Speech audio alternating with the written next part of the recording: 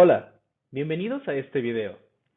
El día de hoy estaremos analizando el muestreo probabilístico y no probabilístico. Tendremos breves ejemplos y estarán impartidos por su servidor, Samuel Sánchez Sahagún.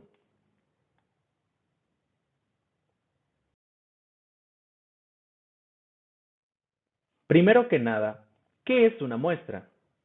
Una muestra es una parte representativa de la población que se estudia, donde se busca reunir a los elementos necesarios para emitir inferencias a partir de los resultados obtenidos con ellos.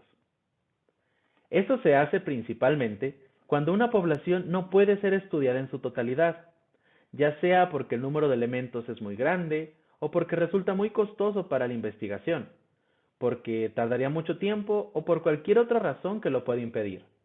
Aquí, lo importante es que se decide tomar una pequeña cantidad de elementos que permitan la representación, digamos, como a manera de escala, de la totalidad de los elementos, buscando que esta muestra tenga características tan diversas como la población en sí misma.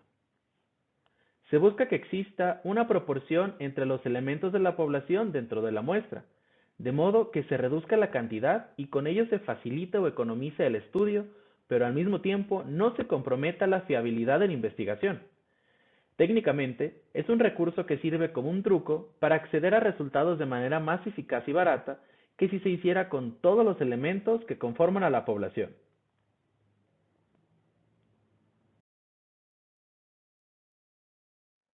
Las muestras ayudan al cálculo estadístico y no deberán de ser tomadas como la única respuesta posible, ya que por más exactas que puedan ser, existe la posibilidad de cometer un error o que simplemente la muestra no sea lo suficientemente representativa de la totalidad de la población. Por ejemplo, un error puede suceder cuando tenemos una población de 100 bolas de colores y queremos que nuestra muestra sea de 20%.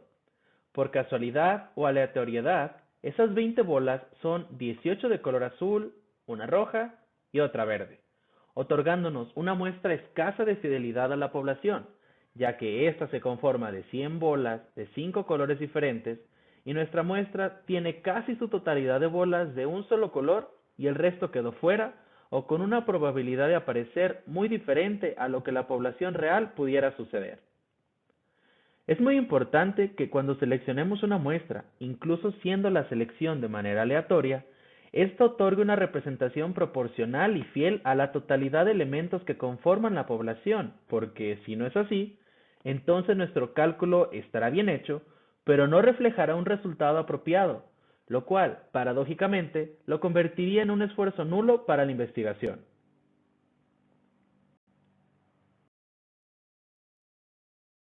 Ahora, ¿cómo obtener una muestra?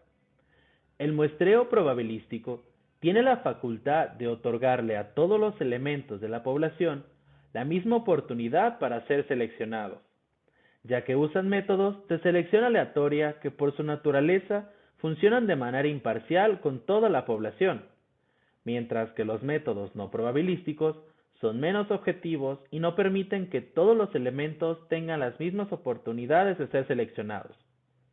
Esto sucede porque no utilizan métodos aleatorios, sino que lo hacen a través del criterio del investigador, quien decide cómo, cuántos y el por qué, todo dependiendo de la naturaleza de la investigación.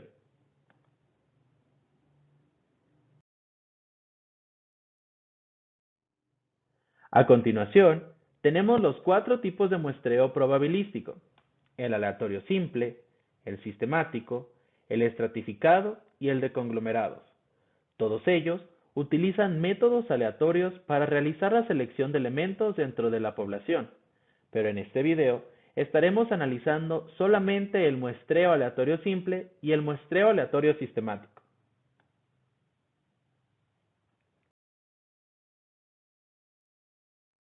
El muestreo aleatorio simple, donde todos los elementos de la población tienen la misma probabilidad de ser seleccionados, funciona a través de un método de sorteo entre un universo de individuos, en el que se le asigna a cada integrante un número para poder ser escogido.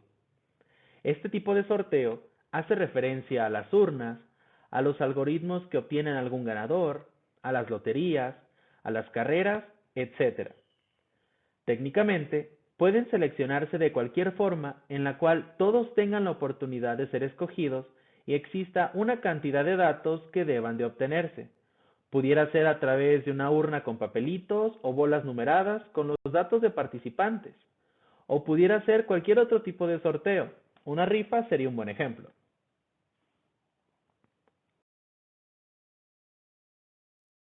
Entre las ventajas que tiene este tipo de muestreo es que es sencillo para armar las muestras. También que toma de forma equitativa la selección de las muestras a partir de la población. En general, todos los individuos de la población tienen iguales oportunidades de ser seleccionados. La población es representativa, siendo el único margen de error la suerte, llamada de error de muestreo, en caso de que alguien no salga o que alguien salga. Es el mejor método a la hora de explicar los resultados, ya que su selección es aleatoria e imparcial. Por la representatividad obtenida, se pueden realizar generalizaciones con respecto a la población a partir de los resultados de las muestras.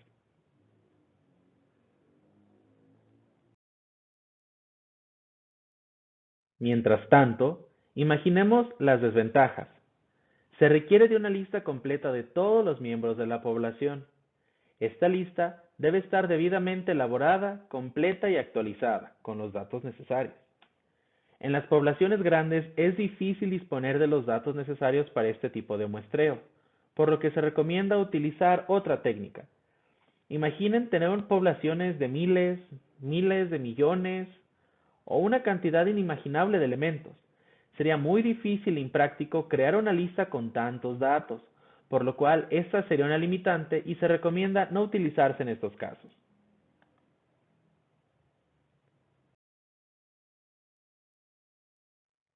A continuación, tenemos el primer ejemplo. Imaginemos una consultora que realiza auditorías sobre diversas organizaciones decide realizar una investigación en una empresa donde trabajan 500 empleados. Esos 500 empleados es nuestra población total.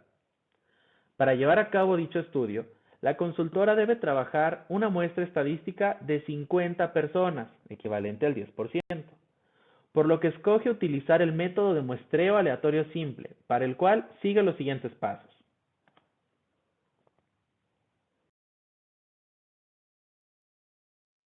Paso número 1.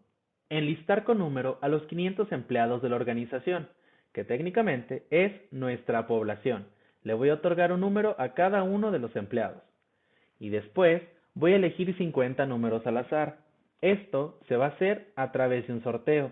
Puede ser una rifa, puede ser ayudarnos de una urna, puede ser ayudarse de una persona que aleatoriamente elija los 50 números, etcétera. Y a partir de eso, aquellos 50 números que correspondan a un empleado serán los individuos que conformen la muestra. De esta manera, quedará conformada la muestra para realizar la investigación, habiéndole otorgado a todos los empleados de la organización las mismas posibilidades de ser seleccionados.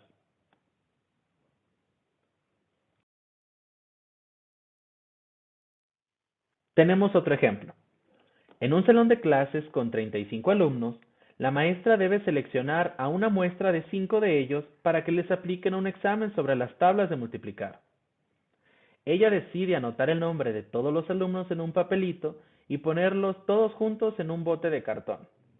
Después, saca de manera aleatoria 5 de esos papelitos y son los alumnos que quedaron seleccionados. Como podemos ver, también aquí todos los elementos que participaron tuvieron la misma oportunidad de ser seleccionados y se obtuvo a través de un sorteo, de manera imparcial.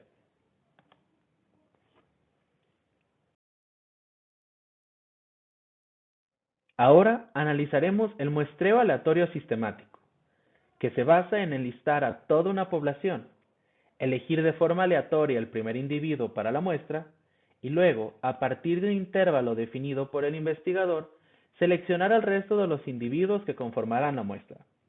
Es como ir dando saltos a través de los datos e ir seleccionando cada cierto número de saltos al elemento que se vaya contabilizando, obteniendo así una muestra variada y aleatoria de la población. Es tan simple como imaginar que en el aleatorio simple elegimos al primero y después a partir de un intervalo cada cierto número de individuos vamos a ir seleccionando de uno por uno hasta completar la muestra.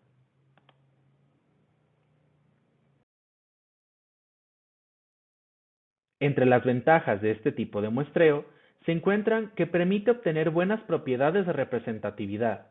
Es un sistema muy rápido y simple, ya que evita la necesidad de generar números aleatorios de individuos en la muestra. Garantiza una selección perfectamente equitativa de la población, lo que resulta muy útil en la distinción de grupos. También evita la necesidad de usar diferentes estratos, aunque existe variedad de individuos en cada fragmento.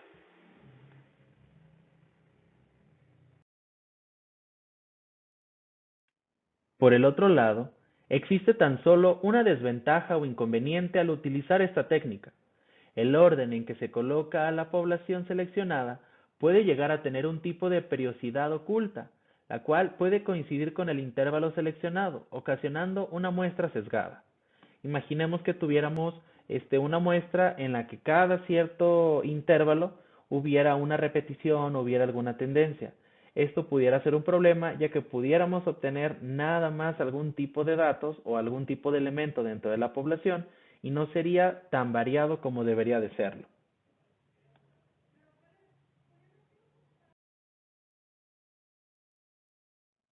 Ahora veremos el primer ejemplo. Supongamos que poseemos una población de 1000 individuos y necesitamos obtener una muestra de 100 de ellos.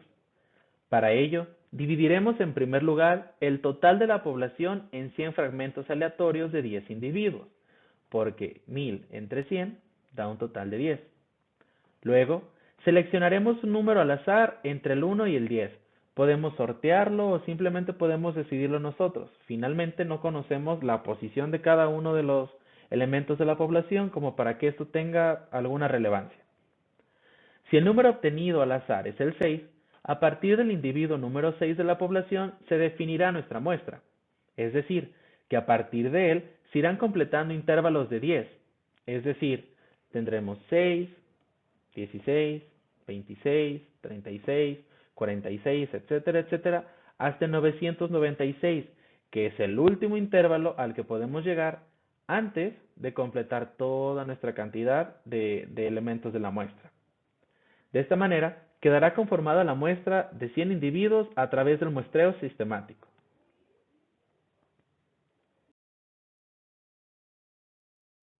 A continuación, tenemos otro ejemplo. Necesitamos extraer una muestra de 10 personas a partir de una población total de 100 y el primer individuo seleccionado para la muestra es el número 3. A partir de este, mediante un intervalo de 4 decidido por el investigador, se seleccionarán los próximos individuos hasta completar la muestra, de manera que serán los números 7, 11, 15, etcétera, hasta que completemos las 10 personas que necesitamos. Como podemos ver, nuestro primer número, que es el 3, fue sorteado de manera aleatoria y a partir de él comenzamos a contar el intervalo que nosotros decidimos. Ahorita es 4, pero pudo haber sido 5, pudo haber sido 7, pudo haber sido 12, etcétera. Y ahora pudiéramos completarlo como el 7 más 4, 11, más 4, 15, más 4, 19, más 4, 23. Y así continuaríamos hasta tener las 10 personas que necesitamos.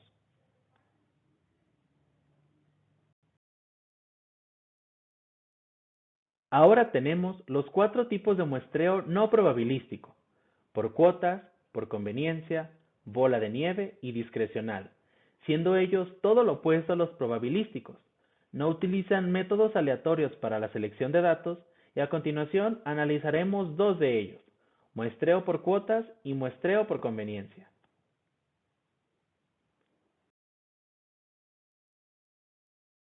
El muestreo por cuotas es un tipo de muestreo no probabilístico que consiste en formar una muestra estadística a partir de estratos que comparten características.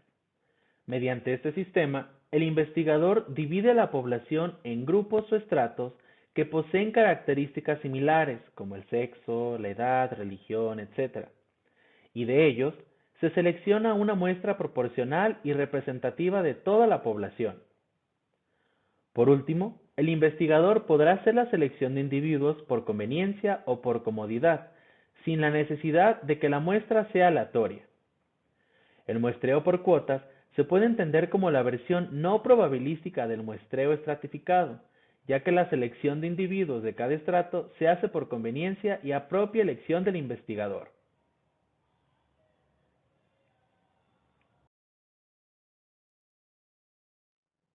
Dentro de las ventajas de este tipo de muestreo se encuentran que es un proceso de muestreo sencillo y rápido, ya que utiliza la participación de una cuota para la creación de las muestras.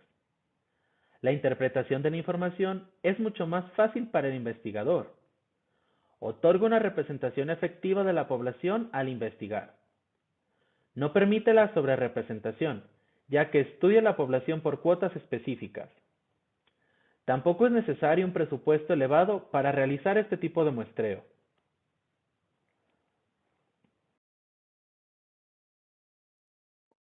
Mientras tanto, en las desventajas, puede haber dificultad al reducir un error encontrado durante este muestreo. El no incluir una cuota que sea relevante para el estudio podría ocasionar que los resultados se distorsionen.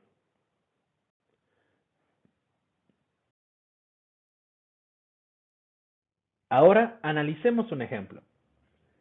Se debe realizar una investigación acerca de personas con algún problema de salud en una empresa que posee 1000 empleados, es nuestra población total, por lo que el investigador decide separar a las personas en estratos según su rango de edad de la siguiente manera. Como podemos ver en esta tablita de aquí, en nuestro primer estrato tenemos personas de 18 a 29 años, en nuestro segundo estrato de 30 a 59 y en el tercero de 60 a 100 años. La cantidad, al ser 1000 empleados, se concentran en nuestro primer estrato 600 personas, que equivalen al 60% de nuestro total. En el segundo estrato, 300 personas, que equivalen al 30%, y en nuestro tercer estrato, 100 personas, que equivalen al 10%.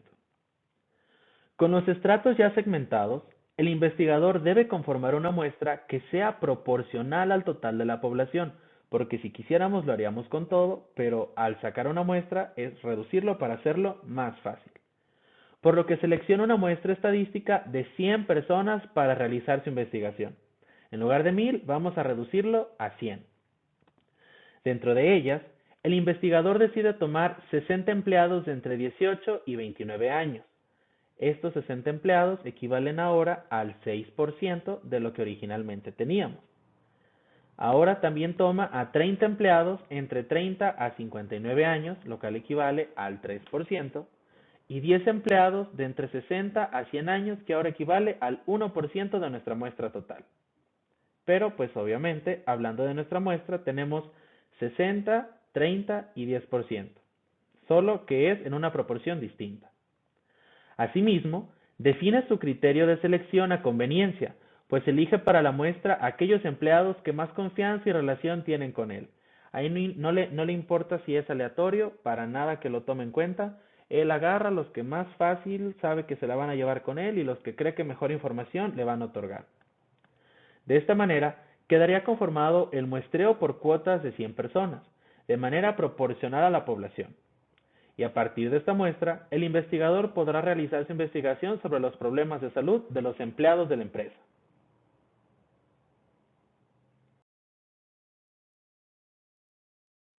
El muestreo por conveniencia es un tipo de muestreo no probabilístico que se aplica cuando la muestra estadística a formar es seleccionada en el entorno próximo al investigador, sin que se medien requisitos específicos, no se ponen cuotas, no se siguen fórmulas y no se busca que haya alguna tendencia para seleccionarlos. El objetivo es facilitar el trabajo de quien desarrolla el estudio. Es mucho más sencillo nosotros elegir a las personas con quienes mejor nos llevamos que realizar una investigación aleatoria donde nos vamos a topar con datos que ni siquiera conocemos. Debido a que no se espera que esta muestra sea representativa de la población, no se aplica ningún proceso de selección para conformarla. En cambio, se privilegia la disponibilidad de las personas y la facilidad para acceder a ellas. Incluso, suelen aceptarse voluntarios que deseen colaborar con el estudio. Si alguien dice que quiere participar, se dice que puede participar y participa, sin ningún problema y sin ningún criterio que lo limite.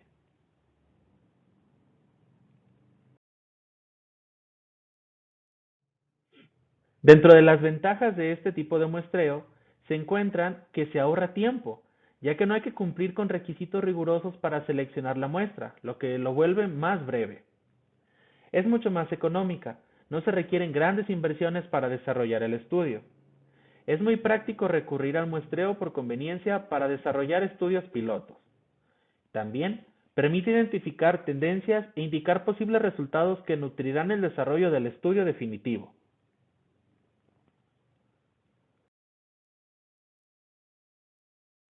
Mientras tanto, en las desventajas, no es representativa de la población, por lo tanto no se recomienda utilizarlo en casos donde el desarrollo de la investigación requiera de precisión descriptiva. Debido a que no se aplica ningún criterio para organizar la muestra, es imposible tener resultados estadísticos precisos. Técnicamente, no es confiable. Como la selección de la muestra no es aleatoria, es muestreo no probabilístico, la precisión de los datos no está garantizada ni es posible llegar a conclusiones generalizadas o categóricas. Por esta razón, hay un riesgo de que se produzca un sesgo estadístico en los resultados. Pudiéramos analizar una cosa y tener un resultado, pero que no tenga nada que ver y esté totalmente fuera de contexto de lo que realmente está sucediendo. Este tipo de muestreo es útil solo para situaciones específicas, no es confiable para todos los casos.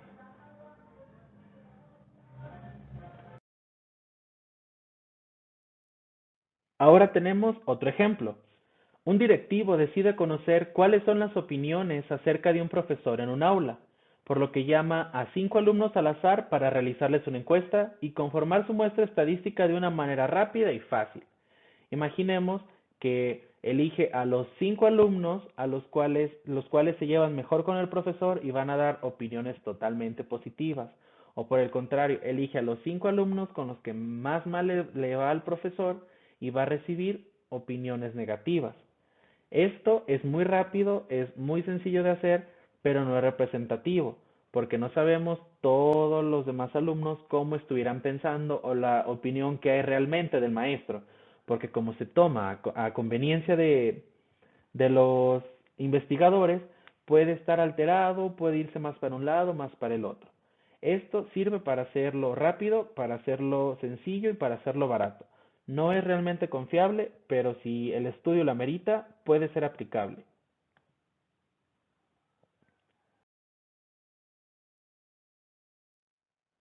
Y ahora tenemos un ejemplo más, que es el de un investigador que decide conocer cuál es la imagen que tienen las personas sobre un determinado producto, sin importar si estos son consumidores o no, por lo que procede a realizar una serie de preguntas a diversas personas en la calle o en un centro comercial. Técnicamente, el investigador no quiere saber si las personas consumen su producto, solamente necesita ver qué opinan. Esto ni siquiera tiene sentido porque si no han probado el producto, ¿qué opinión van a tener al respecto? Arroja los datos, porque se arrojan. Sin embargo, no son precisos ni es lo adecuado para el tipo de estudio. Por lo tanto, no debería de ser una muestra representativa de la realidad. Sin embargo, puede usarse, siempre y cuando el proyecto o la investigación lo ameriten de la misma manera.